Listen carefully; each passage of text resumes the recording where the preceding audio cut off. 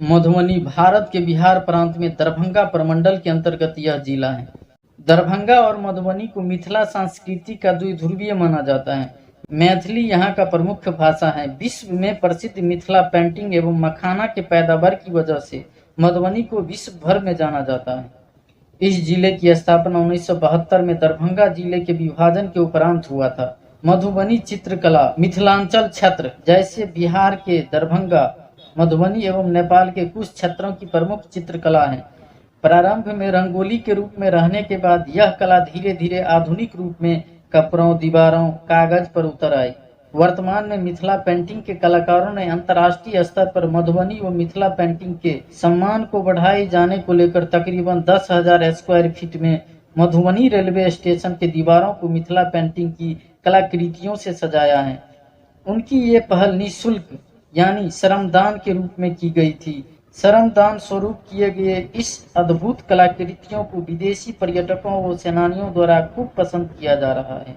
दोस्तों, नामकरण की यदि बात करें तो उत्तर बिहार के पूर्णिया जिले में स्थित है मधुरौट शाखा के मधुबनी यादव क्षत्रियों का नजरगंज राजघराना, जिसको पूरे बंगाल प्रेसिडेंसी में एक अलग रुतबा रहा था। इन यदुवंशियों इतिहास मथुरा से शुरू होने के कारण ही मधुरौट वंश कहलाया। महाराज मधु के नाम से ये मधुवंशी या माधव वंशी भी कहलाते हैं।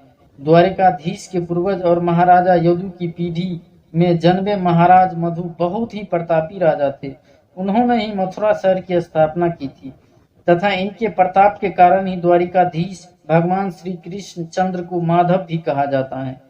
कालांतर में यादव राजस्थान तथा मथुरा से विस्थापित होते हुए बिहार में प्रवेश किया।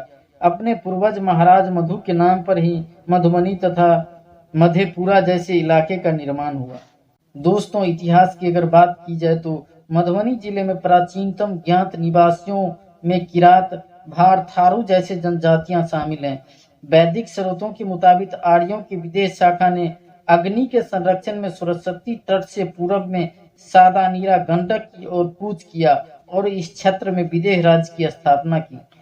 विदेह के राजा मीची के नाम पर यह प्रदेश मिथिला कहलाने लगे।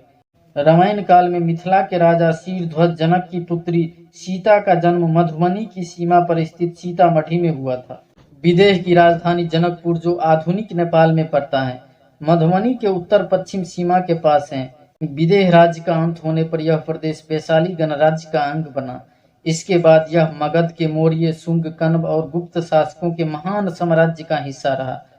13वीं सदी में पश्चिम बंगाल के मुसलमान शासक हाजी शमसुद्दीन इलियास के समय मिथिला एवं तिरहुत क्षेत्रों का बंटवारा हो गया।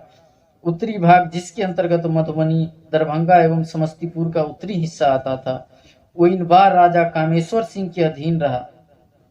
इन बार राजाओं ने मधुबनी के निकट सुगौना को अपनी पहली राजधानी बनाई। 16वीं सदी में उन्होंने दरभंगा को अपनी राजधानी बना ली। इन बार शासकों को कला, सांस्कृतिक और साहित्य के क्षेत्र में बढ़ावा देने के लिए जाना जाता है। 1846 ईस्वी में ब्रिटिश सरकार ने मधुबनी को तिरहुत के अधीन अनुमंडल बनाया। 1875 में दरभंगा के स्वतंत्र जिला बनने पर यह इसका अनुमंडल बना।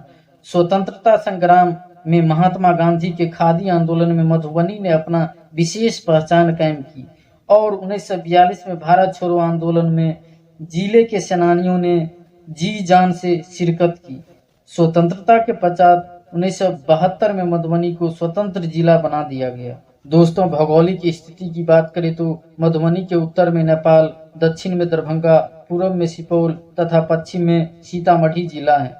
इस जिला का कुल क्षेत्रफल 3,501 वर्ग किलोमीटर है। समूचा जिला समतल और उपजाऊ क्षेत्र है। नदी की अगर बात करें तो कोसी, करेह, बलान, भुतही बलान, गेहुआ, सुपेन, त्रिशूला, जीवछ, कोसी और अधवारा आदि नदियों बहती हैं। प्रशासनिक विभाजन की बात करें तो इस जिला में 5 अनुमंडल, 21 प्रखंड, 399 पंचायत और 1111 गांवों में बटा है। विधि व्यवस्था संचालन के लिए 18 थाने और 2 जेल हैं। पूर्ण एवं आंशिक रूप से मधुबनी जिला 2 संसदीय क्षेत्र एवं 11 विधानसभा क्षेत्र में विभाजित है।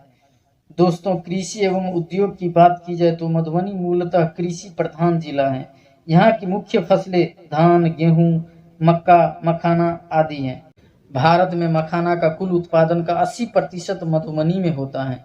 अभी मधुबनी पेंटिंग की 76 पंजीकृत इकाइयाँ, फर्नीचर उद्योग की 13 पंजीकृत इकाइयाँ, 3 स्टील उद्योग, 3 प्रिंटिंग प्रेस, 3 चूड़ा मिल, 1 चावल मिल तथा 3000 के आसपास लघु उद्योग जिले में कार्यरत हैं।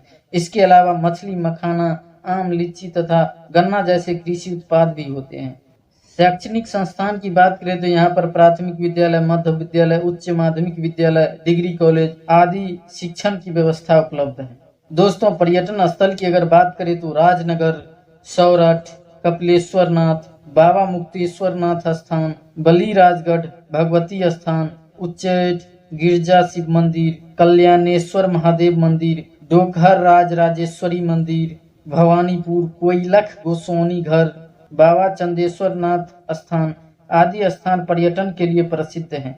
सड़क मार्ग की अगर बात करें तो मधुबनी बिहार के सभी मुख्य शहरों से राजमार्गों द्वारा जुड़ा है। यहाँ से वर्तमान में 3 राष्ट्रीय राजमार्ग तथा 2 राजकीय राजमार्ग गुजरती है। इसके अलावा रेल मार्ग, हवाई मार्ग आदि की सुविधा उपलब्ध है।